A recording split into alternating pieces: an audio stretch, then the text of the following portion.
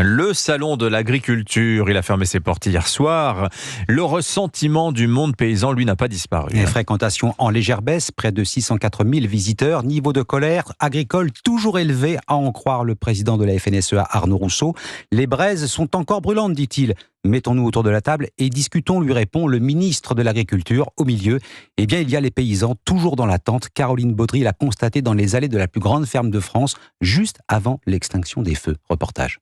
Ce qu'on a à craindre, c'est qu'une fois que la semaine du salon va être finie, on nous oublie complètement. Pascal a vu 83 hommes et femmes politiques déambuler tout près de sa blonde d'Aquitaine qui s'apprête à quitter le foin parisien. L'éleveur de Loire-Atlantique retrouve sa ferme et la galère financière. C'est bien de faire des annonces, mais je le sens autour de moi que c'est prêt à redémarrer, à exploser, bloquer, à interpeller une fois de plus le gouvernement. Il est grand temps de réagir. Plus de la moitié des éleveurs ont plus de 50 ans. Il va falloir renouveler, c'est presque même déjà trop tard. Alors à 18 ans, Mathéo, apprenti éleveur, se dit prêt à ressortir la pancarte qu'il a confectionnée. Pourra-t-on s'installer pour l'interrogation ? C'est la question qu'on se pose étant jeune. Tant qu'on n'aura pas des informations concrètes et qu'on sera pris pour des pigeons, on va continuer. Une base toujours à cran qui ne sera pas retenue par les cadres des syndicats majoritaires, la FNSEA et les jeunes agriculteurs. À l'approche des élections européennes, la plus radicale coordination rurale prévoit d'étendre le mouvement. C'est sûr que là, il y aura des actions maintenant au niveau de l'Europe.